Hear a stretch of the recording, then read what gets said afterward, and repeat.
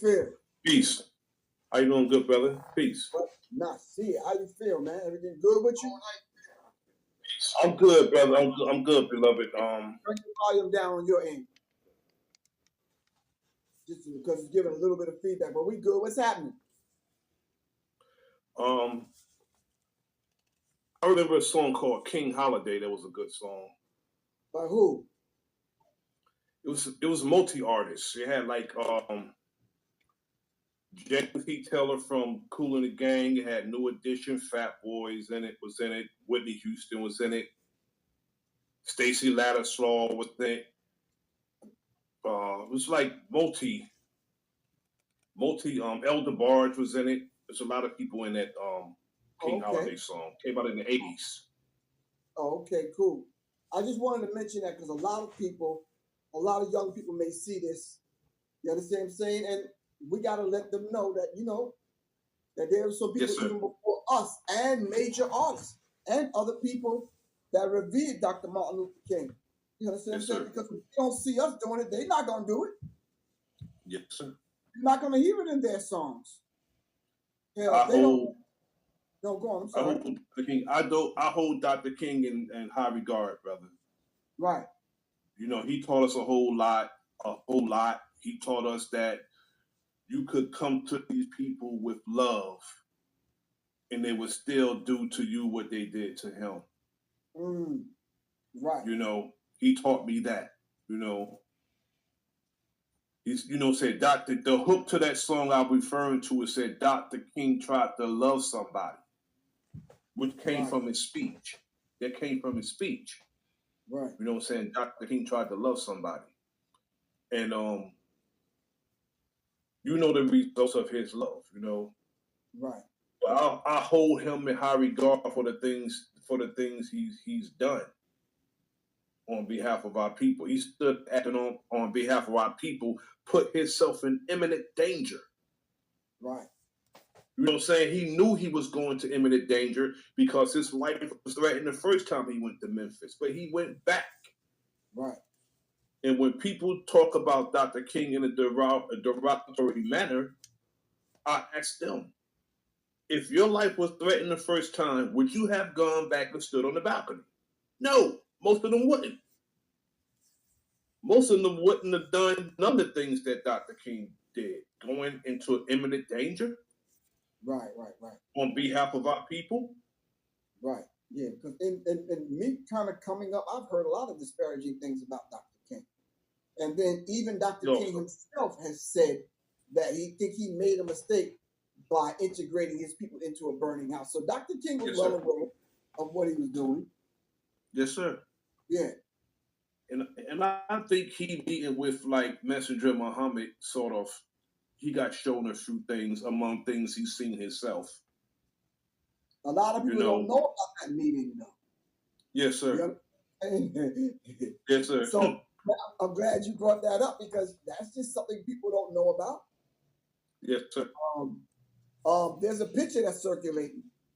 I have it. Oh, okay. I'm going to put it up so picture. See, a lot of people. How old are you though? 59. Okay, but we're talking about the 29-year-olds, the 19-year-olds. You may have it. You understand what I'm saying?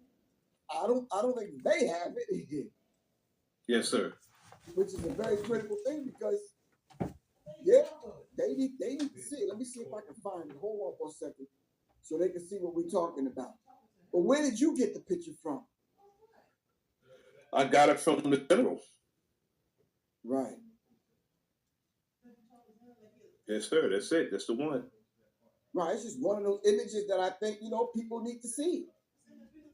That Elijah Muhammad met with Dr. King. And then shortly after that, Dr. King talking about he went to the mountaintop. Yes, sir. You know what I'm saying? Dr. King also met with Malcolm X. Yes, sir. And I think there's a few other people that we can mention. But hold on 1 second, good bro. Give me 1 second. Let's send our energy out to heal our brother, the Grand Sheikh Taj Tariq Bey. So without any information from this individual, they're sending that to me. So I'm not gonna act like I didn't see it, but you got to give me some more information. My cell phone number is 678-557-2919. Just text me as to what you're talking about, but I don't want to overlook that. All right, whoever that Hello? person is. Yeah. Professor Griff on this live. I'll call you about that. All right. So he's met with. I believe I might have a picture with him and Muhammad Ali. I might have Yes, sir. with a few other people. You understand what I'm saying? Yes, sir. Wasn't like, but the way the media portrayed, like we all hate one another. Yes, sir. Because of the different ideologies and philosophies. You understand what I'm saying? Do you see the attentiveness on Dr. King's face when the messenger's talking to him? Yeah. Look how attentive he is. Yeah. That's what I take out of that. That's what I take out of this picture every time I look at it. It's in my living room. I say he looks very attentive, like he's paying attention to what Messenger Muhammad. Even this picture right here, of what he's saying to him. And he said that he made a mistake, that he integrated our people into a burning house. Right, right. This is what Dr. King said. Right. Yeah, he had made mention to that, and yeah, because we're not sure what integration actually, gave us. You understand what I'm saying? Yes, sir. I'm not sure. Maybe somebody can come on and tell us. I'm not sure. What did integration actually do for Black people? Prior to that, we had our own businesses. You gave the answer right there. You gave the answer right there, beloved. It closed all our businesses down. We had our own schools. You understand Yes, what I'm saying? yeah. Yes, sir. We owned our own homes. We had over a dozen Black Wall Streets. Yes, sir. We had our own towns that they came in and killed all the people and buried the town and flooded the different towns. So we can put cemeteries in their place. We've had all these things already. You understand what I'm saying? And then Dr. King comes along with a few other people, and all of a sudden now we integrated. There's 35 massacres. Damn. The integration, that was the worst thing that we could have done, because going nearness to them did damages to our establishment. Wanting to go into their restaurants and everything did a lot of damage to our establishments. Right. Our hotels, our restaurants, our essential services that we providing for each other. Right. It's like, our people was convinced that their ice is colder. Exactly. And then they use Black leaders, especially inside the Black church, to convince us of these particular things. And it's like, man, wow. Come on, man. Yes, sir. Yes, sir. Yeah. And I don't like when they say, well, Dr. King was, this agent. And I'm like, yo, I understand that they do the dirt with the people to get the dirt on them. And I understand that they break their tools when they're done with them. But Dr. King was very outspoken and an unafraid person. Right. He was unafraid. Right. Because no man who's scared would have gone through what he went through. Right. And went to places he went to. No man afraid would do that. Because he spoke about his death, saying, I'm not fearing any man. And on the mountaintop speech, the day before he died, the night before he got assassinated, he said, I'm not fearing any man. Yeah. Exactly. And Dr. King carried heat, so not too many people know that. They don't know about the deacons of defense either. Yeah, but way beyond the deacons of defense, Dr. King, because no one can name you one deacon of defense. We know Dr. King carried some heat in the Bibles. Yes, sir. He ain't talking about the deacons of defense. People would say, what? Dr. King carried some heat? Yeah. Anyway, Tyra from Pennsylvania says Dr. Martin, the King song was mentioned in Tupac's song Keeping Your Head Up and Dear Mama. Okay. Tupac made references to Dr. Martin Luther King and Keep Your Head Up in his song Dear Mama. I Got You. That was from Tyra from Pennsylvania.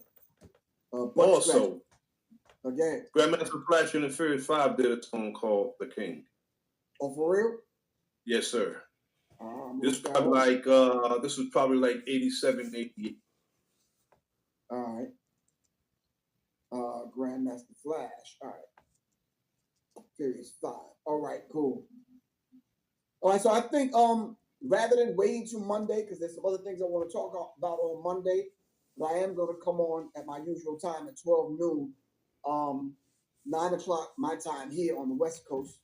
I wanted to talk about it today simply because I wanted people to kind of go back and watch this in case they can't watch it before tomorrow. Because when tonight people are not going to watch it, tomorrow they might watch it. They might say, okay, did Professor Griff talk about this, Dr. King holiday?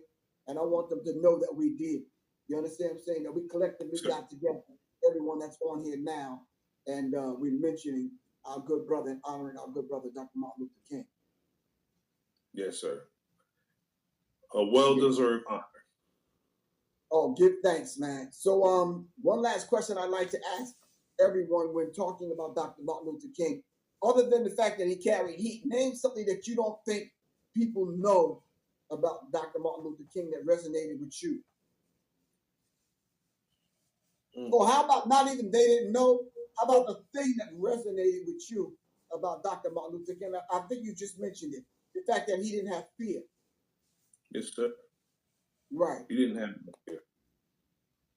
Because he would not have made the moves that he did. Because I'm going to tell you straight up, and I'm not trying to sound like the tough guy or Billy Badass, but you not sicking no damn dogs on me and beating me with throwing bricks and rocks. And yeah, it'll be a whole different story. I'm sorry.